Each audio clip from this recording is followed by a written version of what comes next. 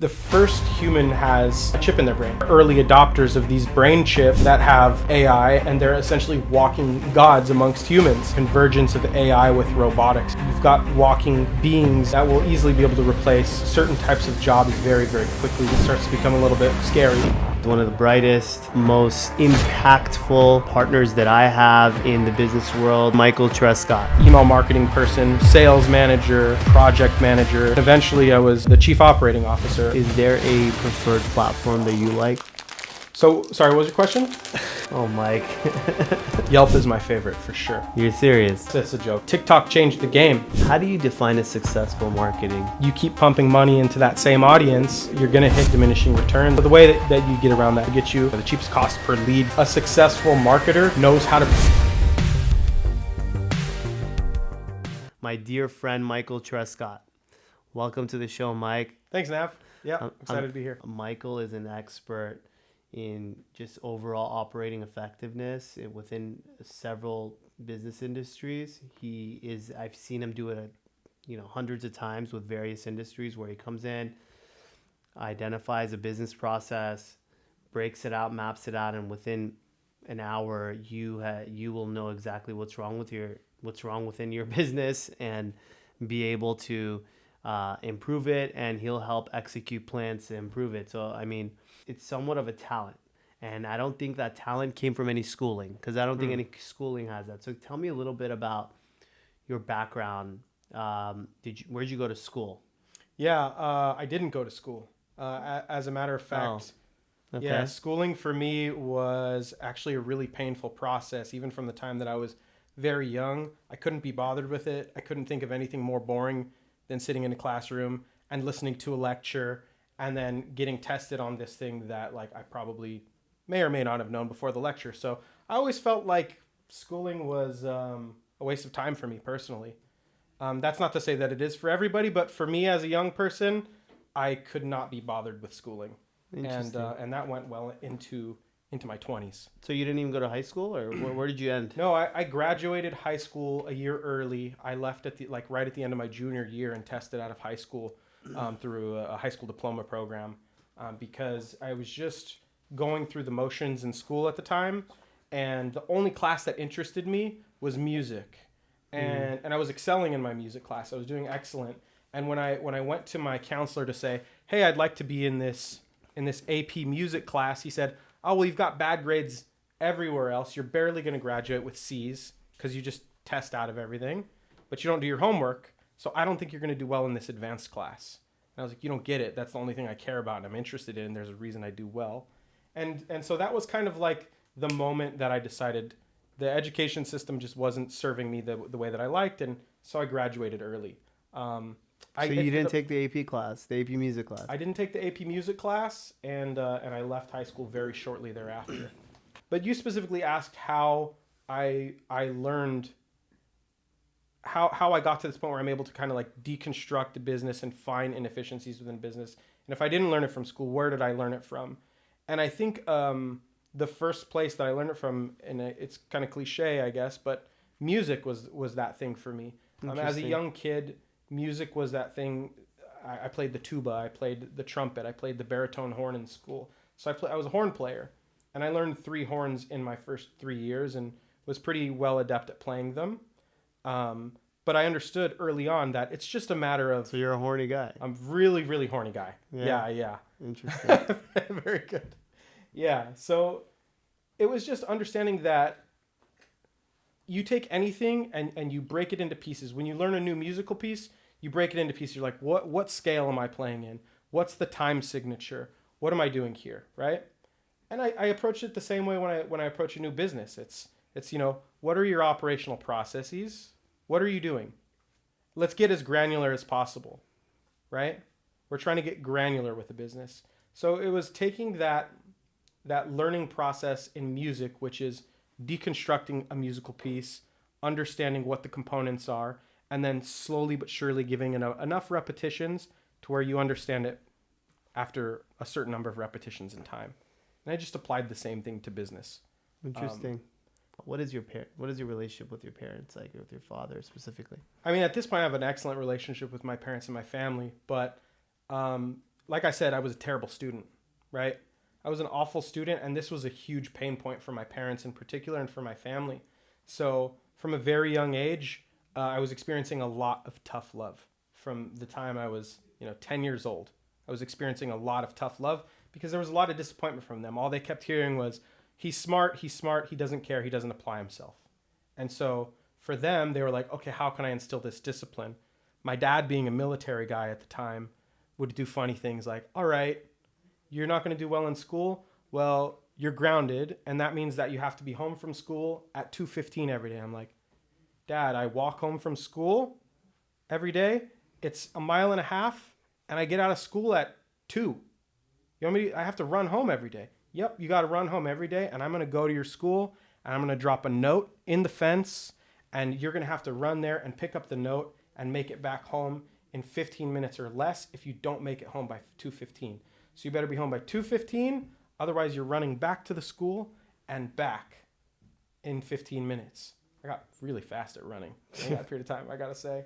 I was late often, but that tough love was something that I learned very early on, and my dad was something of a disciplinarian throughout my childhood and my early teenage years. So when I went into this company in LA, actually I was living in San Diego. I moved to LA for this job. It was a minimum wage job. I was in my first semester of college. I was like, 26 years old. I probably should figure out something going on with my life. I'm not making money playing music. I'm making just enough to survive, and I'm tired of being broke. So I took this job in LA and ended up working for this Israeli guy who was extremely, extremely militant, like very, very militant guy. And he had this same kind of tough love that he would give people, but a little bit less love. He was just really tough. But I had a good understanding with him early on. Within the first month of working for him, he had this thing that he would do with people where he would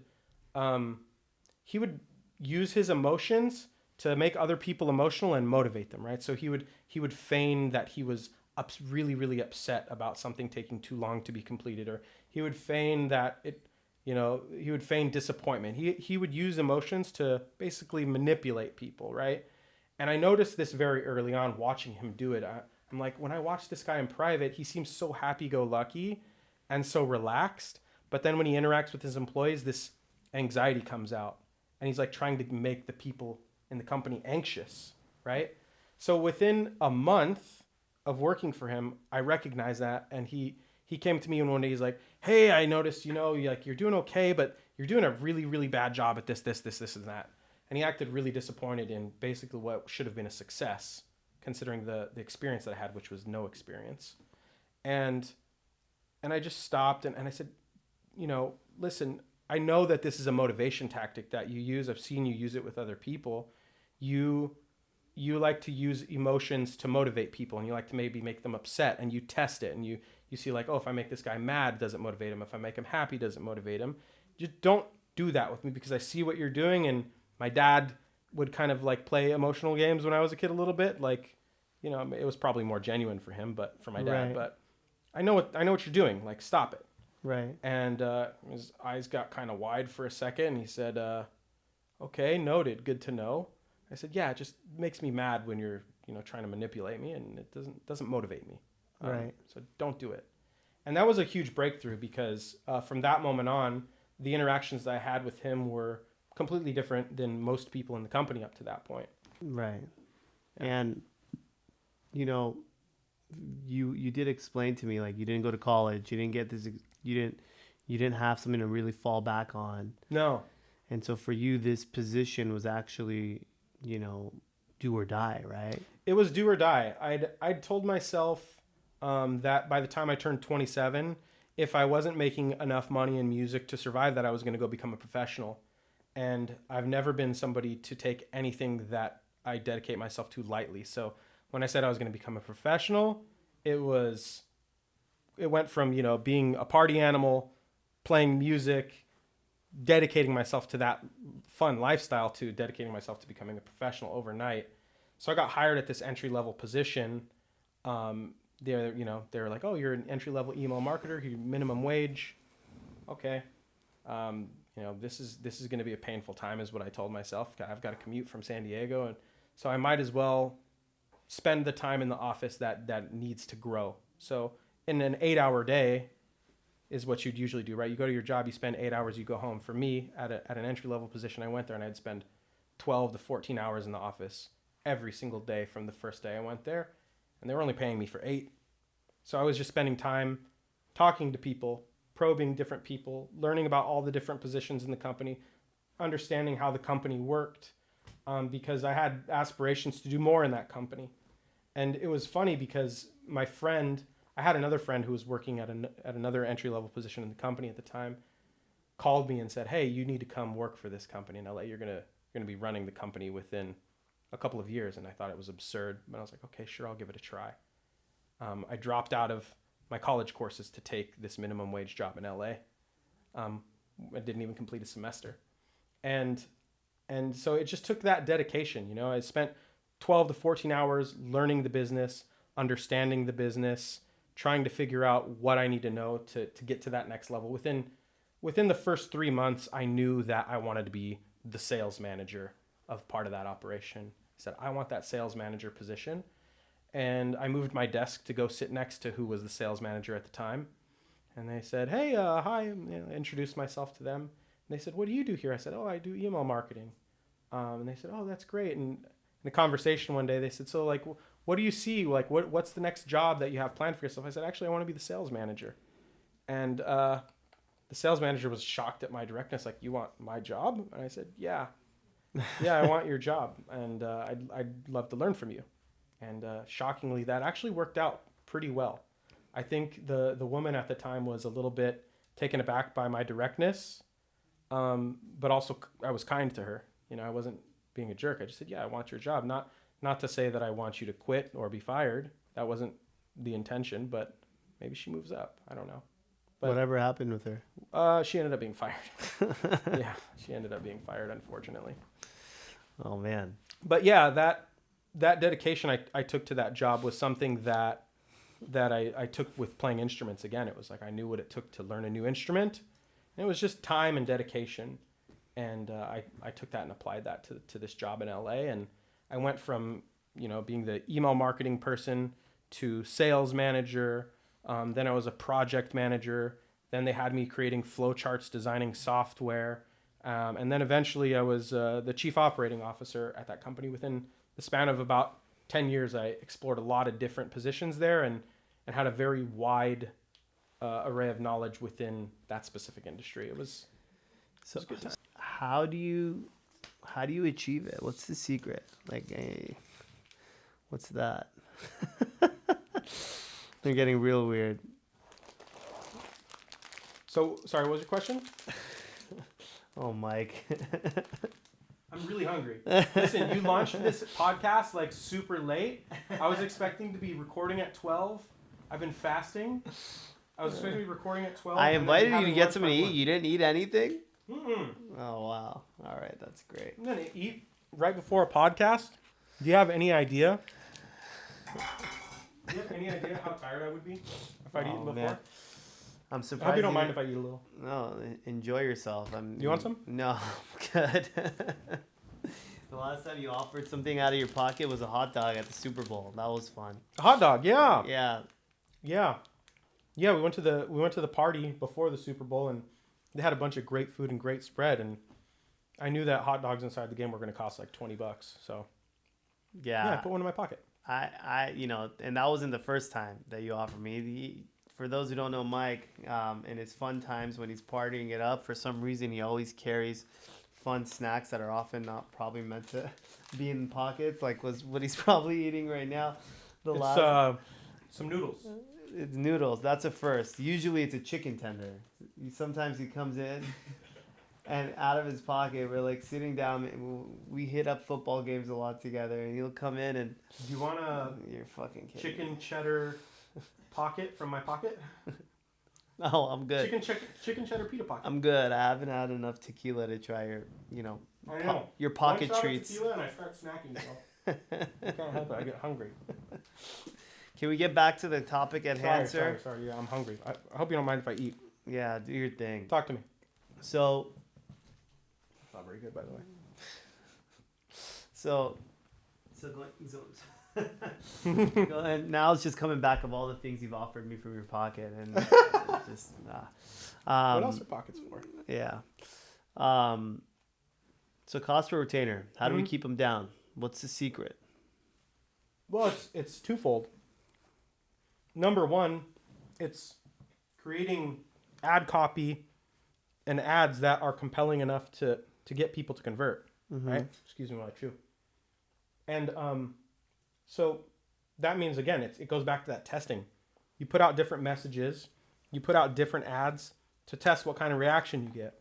How much does it cost every time somebody views my ad? How much does it cost every time somebody clicks on my ad? How much does it cost every time somebody visits my landing page? How much does it cost to turn them into a lead? There's all these variables that you're measuring along the way. And once you get those variables optimized on the advertising side, then you got to look at sales. Right. Let's focus on the ads, though. Okay. Let's continue to focus on the ads. So, like, in terms of, like, tweaking all that ad copy, is there a method to the madness? How often are you monitoring that? What are you monitoring, like, specifically? Like, are you guys literally going in and, like, changing language on, like, your titles on your social media ads and stuff to be able to see if there's any hit or any change in there? And how often are you doing that on your campaigns? Yeah. I think every ad can, like, if you really, really simplify it, there's a hook, which is like, how do you grab people's attention? There's a body in which you're trying to identify the pain point and describe your solution. And then there's the call to action, where you're asking them to take some action to resolve their problem. And you're that resolution, you're that problem, right? So there's those three components. You test variations across all three of those components. And if you can modularize those components, it's even better. So you'll have maybe the same body, but you'll try out a different hook each time. That hook could be a very simple sentence, have you been in a motor vehicle accident is the one that you always heard. If you've been in a motor vehicle accident, you could be entitled to compensation. Everyone's heard that hook, right? So it's testing out those hooks, testing out the bodies, testing out the call to action. With a hook, it's like, if people are watching your video all the way through, or at least like more than 50%, you had a pretty good hook. So you're monitoring, like, what percentage of people are watching my ad all the way through, beginning to end. If that percentage is good, then you move on. If that percentage is bad, and defining good and bad in and of itself is a challenge to begin with when you're in a new industry. You don't know what good is. You don't know what bad is. So you just have to experiment, and then you find good. What are good benchmark percentages in this space in terms of watching turning into leads? Watching turning into leads? Yeah. I don't think you can broadly speak to the legal industry as a whole and apply good PI. metrics to it. What's a good cost per conversion in PI? Sure. We just went over. It's like $2,000 if you're getting $2,000. No, not cost per conversion, but what percent? What do you expect of like for instance, if you're doing some analysis on your ad copy and you're trying to determine whether it's a good ad. Yeah. And whether it's compelling them to actually finish I'd watching the ad. I'd say if you're getting like a 7% impression to lead ratio, it's pretty good. It's pretty damn good. If you're getting like 7 to 9% of the people that are clicking on your landing page and going to your landing page or turning into leads, you're in pretty damn good shape. So I want to pause there because to someone who doesn't do marketing, right? Although I've seen a lot of some of these numbers that you're talking about, so maybe I'm not a good example, but someone that's just, not well versed at all. When I hear 7%, I feel like that's a fucking low number, and I'm like, how the hell am I going to make any money if only 7% are just going to become a lead, and out of that, who becomes a conversion, right? You're absolutely right, because that number is dependent on another number, which is how much does it cost to get somebody to view your ad in the first place and like see it beginning to end. Right. So if you've got a good cost per impression, which means you've got to have a compelling hook, then that's going to relay. So that 7% might seem like, damn it, 100 people clicked on my link after watching my ad, only 7 of them turned into leads. It sounds painful, but it depends. What's your cost per 1,000 impressions? They call it cost per mile, CPM. Right. It's cost per mile. I don't know why they call it cost per mile, but that's what they call it. But it basically means cost per 1,000 impressions. If your cost per 1,000 impressions is very low, then You know, it doesn't matter what your conversion ratio on the landing page is because it's dependent upon that number. If you can get a penny CPM, you're going to be happy with 1% converting on your landing page. Right. So all these numbers are dependent upon one another. But at the end of the day, the only thing that really matters is cost per client acquisition. That was an interesting process going through with my team. We'd have campaigns very early on where, oh man, look at this cost per lead. Our cost per lead is $15. We're getting PI leads for $15. Everyone's very happy. The client's happy until we find out, oh wait, these aren't turning into cases. Yeah. What's going on? Right. There's something else wrong here. Right. Okay. So it's each layer of those statistics is dependent upon the previous layer. But when you're evaluating ads, you should just be looking at what's my cost per client acquisition and trying to recreate that. But to that point, if my cost per client acquisition, there's an issue with it. In the example, I'm spending $4,000 on PI leads. Mm-hmm. Save it for later. And I need to take a step back and again, I'm focusing on the ads, assuming the sales are great, like they're Michael Truscott processy approved, and you like all the personnel, everyone's great.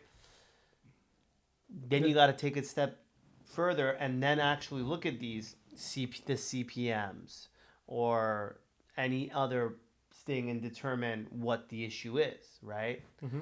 Every single data point reveals the potential issue at hand, right? Mm-hmm. What are you seeing that is oftentimes for the majority time the issue that's causing high cost per conversions for these PI clients? Is there anything in particular that's just like, is it just like, hey, the guy's just not fun to watch, or the ad is just boring? That's part of it. That's the first problem oftentimes, right? It's like these ads are boring. They're boring and they look like they don't fit on the platform. Even if you've got a great ad, let's say you have like a great television ad and it's performing great on television, that doesn't mean you can go throw it up on Facebook and it's going to perform, because everyone has a bullshit meter. Everyone is, and our attention spans are so short. As you're scrolling through your feed, you're making like 1 to 2 second judgments on everything that you're scrolling through, right? And if it's not compelling to you and it's not interesting to you in those first 1 to 2 seconds, you're scrolling past it, right? So when we look at PI, for instance, yeah, I'd say the first problem is that most of the time they're super, super boring and super dry. You see the guy is like sitting there in his tie. If you've been involved in a motor vehicle accident, like, no, those ads almost always suck. They worked in television probably in the 90s, and they may still work now, but they definitely don't work on social media. So what works? Stuff that looks authentic to the platform, first of all. When you're scrolling through social media platforms, you expect to see people, you expect to see faces, and you expect to see something that doesn't look overly produced. So I think a big mistake that people make is that they overly produce their content and it comes across as overly homogenized and sterile. And you don't want it to be sterile. You want it to come across as authentic, at least to some degree, whether it's the authenticity of the lawyer or the authenticity of the person describing the service they just received from the lawyer. Like a testimonial. So a lot of user-generated content is doing really, really well right now. And, marketing ruins everything. So eventually we'll have to find what that next thing is after user-generated content. But right now, it's user-generated content, which is somebody either taking a selfie or just appearing to be in a natural state, talking about an experience they had. So all this like money spent on production and all that is probably not as worth it as you think. Not for social media. Right. Yeah. That's interesting. Yeah, I think it, when you see an overly produced video, you know it immediately, and you're probably not even going to entertain the hook. If you're scrolling through your feed and you see what looks like, oh, this looks like a Doritos level ad, you're just scrolling past it before you even see what it is, right? So I think, again, it's like being a chameleon and blending in with your environment is important, but also figuring out a way to blend in with that environment in a way that cuts through the noise in the first 1 to 2 seconds. So that first visual that you have on that ad, it better look like it belongs in that person's feed. Better look like it belongs there, because they're going to make a snap judgment. And then once they realize that you're not who they thought. Once they realize you're not organic, this is an ad, you'd better have already got your hook across and identified their pain point. So all that has to happen very quickly. It's like blend in visually, and then with the things that you're saying, with the text and with that hook, captivate people and offer them a solution quickly. That's very interesting. So is there a preferred platform that you like as it relates to having the lowest cost per conversion, or Yelp? Yelp is my favorite for sure. Yeah. You're serious? No, of course not. No, everyone hates Yelp. Yeah, Yelp is terrible. Yeah, Yelp is really devolved, but no, it's a joke. I often try and So Meta, I'd say probably Meta is my favorite right now. It just has the biggest user base. TikTok is getting there. TikTok is definitely an interesting one, and would you consider Instagram as part of Meta? Yeah. Yeah. Yeah, that includes Instagram and Facebook. Is there anything like newer and interestinger that like you think business owners should maybe consider? What about like these streamed ads? Connected TV is what yeah. it's called. Yeah. Connected TV, which is any application that you use to view television on your phone.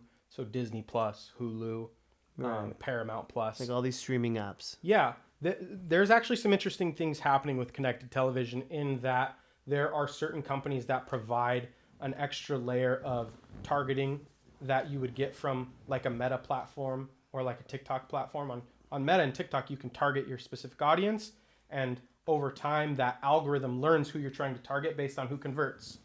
And there's some connected TV platforms that are starting to adopt that same technology, and that's becoming very, very interesting. Yeah. Or in the early phases of exploring connected TV, but so far it's very, very interesting. So is it as naturally, because it's so early, similar to what I've seen like in some of the TikTok stuff? Is it naturally a little bit cheaper to get in front of faces? No, it's not. It's typically a little bit more expensive to get in front of faces. When I say that, it's because of the content that you put up there. You can't utilize these cheaper user generated content, organic style ads as easily. So you need a higher level of production that looks like it fits on the screen when they're watching, college football game, or they're watching, what was it? Love is Blind. Yeah, that's the popular show that everyone's watching. Some of the guys here are watching. You watching it? My wife loves it. It's trash. I've watched it with her a few times, and every time I start to feel guilty, I have to walk away. I just feel guilty watching it. I don't know why. Maybe it's the contrarian thing, Yeah. Okay. Can you explain that to us a little bit of what really happens, like why the ROI doesn't really stay, and and what kind of analyses you guys do to help determine how you could continue to maintain optimal cost per conversions, but not maybe go beyond it, and why there is a beyond issue? Yeah. So I think anytime you look at any landscape, any like industrial landscape, let's look at PI. It's the example you like to use here. There's a lot of different people trying to get a grab and get a piece of that pie, right? So you got a lot of different marketers trying to get a piece of that. And because of that, if you think about it from the perspective of a company like Google or Facebook, right? I'm sure that there are companies that could come in and probably gobble up 90% of the market share there if they would allow it. But is it in their best interest to put all of their eggs in one basket as an advertising platform? No. They want to offer an advertising platform to lots of people, right? They want to have a diversified portfolio of people investing money in advertising on their platform. So no one is going to reach that 100% market share saturation in any industry, unless you're Coca-Cola, and even then you've got Pepsi and RC Cola, so that's about the closest you're going to get, right? Maybe electric companies. But when you talk about scaling an ad account, yeah, there's a certain point every ad account reaches where you keep adding money to it and you keep adding money to it, and the cost per acquisition goes up over time as you spend more money. Is that because it just doesn't have enough people to reach? Is that why, or what's the phenomenon? Yeah, no, I think that there are limiting factors that the advertising platforms themselves put into place on a specific account. We saw it in the first industry that I started out in moving. It was like all right, we've reached kind of this saturation point on this account. You develop a reputation with that advertising platform, right? Over time, you build these ads, those ads gain intelligence, those ads generate similar clients. So you've developed this audience that Facebook has said, oh, okay, this is the type of audience you're looking for, and it becomes this defined thing in their algorithm.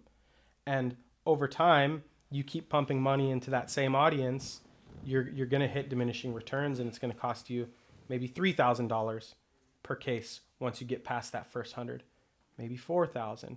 So the way that you get around that typically is you just create another account and another business line, right? So that's something that we saw in the moving industry. Was like you start with one company, and then by the end of it, by the time I left there was 8 companies that were existing in this digital space, creating an illusion of choice.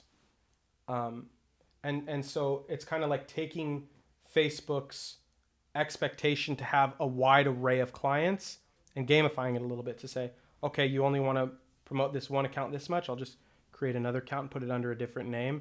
And so that's how people get around that. And you asked me, like, what's your favorite advertising platform? And I mentioned 3. I mentioned TikTok, Google, and Facebook.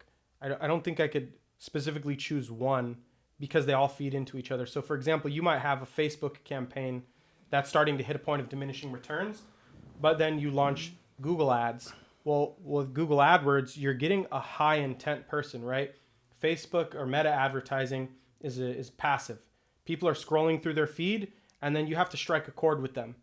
You have to captivate their attention and say, hey, if you have this problem, I'm your solution. With Google, people are searching actively. They're like, oh, I need this thing.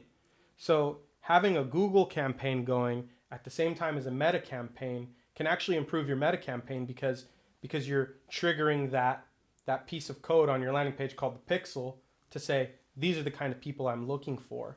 And Google's now feeding metadata to say, these are the kind of people I'm looking for. TikTok changed the game, right? TikTok introduced a whole different element to YouTube and to Instagram. All of a sudden you've got reels and shorts and stories, and like all of these different components were influenced by TikTok. So staying ahead of it is just like utilizing it, just doing it. Yeah. The only way that you stay abreast of it is by doing it and by communicating with other people who are doing it and learning from each other and being part of a community. So like Reddit's a great place to learn, for example. Reddit. So a lot of people are scared of AI. Mm-hmm. What am I going to do? My job is being taken away. I've had a few clients, like attorneys, because I serve a lot of attorneys, just been panicking. Like, man, like I don't have the mental capacity to start with AI and implement that into my organization. And I feel like, where I'm at right now, I'm already freaking swamped with all this stuff that I need to continue to work on. Like, I just can't fathom being a champion in AI and bringing that into my firm. Yeah. It's scary. I get it. But I'm actually very excited about it. The last thing I read up on was on a recent panel. I think I forget the name of the NVIDIA CEO, whatever his name is. Obviously NVIDIA is like all over. Everyone's like talking about it. NVIDIA does the GPUs. Yeah, NVIDIA. There we go. And basically what he was saying was, long story short, he was basically implying that, hey, like, just a few years ago when people were like trying to educate their children to like go into really like aspiring and like successful industries, the first thing they'd say, hey, go into computer science. And people, were trying to get their kids into the computer science space because they felt like, oh, you go into computer science, you're going to get into tech space, and there's a lot of money there, all that good stuff. Well, what AI is, and what these people that are already ahead of the game in the AI, the leaders in the AI space are really trying to do, which is what the NVIDIA CEO is trying to achieve, is that now that kind of doesn't matter anymore. They basically made programming and all the computer science related technical capabilities into their goal is to make that available for somebody that doesn't speak that language, for the layman. And so like what ChatGPT is doing, you could program stuff, you could prompt it to program stuff that in the past it was only available to computer science whizzes, but now it's not. And so that excites me because it empowers people to be able to do a lot of really neat and exciting things with a snap of a finger without any experience in programming. Sure. Someone like myself, I'm not the biggest computer whiz. I know a little bit, but I feel like with what AI is already available for me, I could do a lot of things that I couldn't do. And so that excites me. And in terms of the accounting profession, I think it takes a person to really, the difference is going to be, is the person ready to opt in and implement that in their professional career? And if they are, they're going to do very well with it. If they're not, they're going to have a big problem. And that problem is maybe they're going to lose out on different opportunities or their current opportunity. Yeah. That's kind of my perspective on it. I know a lot of people are scared it's going to lose a bunch of jobs and such, but yeah, it's going to be a different mindset shift. But I do feel like because of the availability and how simple it is. I mean, I think the people that are most scared are people who've never used it. I took my dad to a seminar, like it was an AI seminar, just like a very simple introduction to ChatGPT. It's my dad. My dad is an older guy from Iran. Like, I mean, he's been here for 30 years now, but he's like, his client base in his life is like all Iranians. His community are Iranians. He's effectively still in Iran. I love them, and that's where he's at, and that's where So his English, it's okay, but very bright guy. But like for instance, like it takes me like every time I go to my parents' house, I have to like help them with like technology, just like you have to do with like older, the older generation and stuff. My dad picked it up in just like this, and now he's using ChatGPT in his work all day. It's something simple as that. Yeah. And because it's the reason why, and I'm recently finding out it's intentionally, like they're creating AI intentionally this way for like someone to very easily pick it up and implement. And that's what I'm very excited about, versus like, oh no, now that AI is there, only the people that are super into the computer science world are going to be able to benefit from it. I don't think it's like that. So that's kind of my... Yeah, I like the fact that you're optimistic, but I kind of disagree with like this outcome that it's this equalizer in a way. I think when you talk about the convergence of technologies is when it starts to become a little bit scary. You talk about the convergence of AI with robotics and the way that robotics is advancing, and you've got walking beings essentially that will easily be able to replace people that are working in a factory, that will easily be able to replace people that are working in a warehouse. So I do think that we'll see a replacement of certain types of jobs very, very quickly once those technologies converge. And like right now, it's beautiful because we're all interfacing with more or less the same thing. But also when you talk about the convergence of, I mean, the first human has a chip in their brain, right? Neuralink, I think, just did that in the last month. Oh yeah, is that Elon Musk's thing? Yeah, that's Elon Musk's thing. So then you start thinking about the way that we interface with AI. Well, if you have to go to your computer and you have to start typing on the keyboard or like even vocalizing to communicate with AI to get some kind of feedback, that's great and fine. But what about the people that are early adopters of these brain chips that have AI and they're essentially walking gods amongst humans? Right, where that time to interface with AI is instantaneous, and I think that we're going to see I think it's going to create a bigger disparity between the haves and the have-nots personally, and I think it'll be especially exacerbated once some of these different technologies start to converge, and basic labor jobs are replaced by artificially intelligence-run robots. So I'm a little bit less optimistic in the long term, but I do think there's some great applications in the meantime while it's simple enough and while we're dealing with language models. I found some great applications for my business, and I'm optimistic about what it could do in the short term, but I think when we look at like middle term, it's kind of scary. And then obviously the economy will adapt to this Right. new thing over time. And I think humans will eventually adapt to having, but there's going to be a huge disruption where I think a lot of people are going to lose job opportunities, including white collar jobs, which is going to be weird. Yeah. No, I hear you. I hear you. I think there's definitely going to be a disruption. I think the one thing that we will agree on is you have to opt in. I don't think it's going to be like, oh, my business doesn't do AI. It's going to be at a point that, it's a difference between how much AI are you leveraging, or and how much you're not. It's not about whether you're leveraging it or not. Yeah. Because if you're not, you're probably not going to exist in the next few years. That's how I feel. Yeah, I'd say that's pretty true Yeah. across a number of different business platforms and types. Yeah, I can agree with that. Well, excited to see what the future holds. Yes. I think moral of the story is, I think, opt in. Now, what the impact is, definitely not a fad. This is something here to stay. I think you opt in, but the real impact to society has remained to be seen. Yeah. Yeah, I'm glad you're optimistic. I'm a little bit less optimistic than you about it, but we'll see what happens. We'll see. Yeah. Thanks for that, Nev. Wow. Well, that's exciting, man. I'm excited. I'm excited as well. I'm looking forward to seeing what the future holds, and congratulations on this. I'm looking forward to hearing more about Attorney Launch. Yeah. Thanks for having me, Nev. All right, Mike. Good to see you, brother. See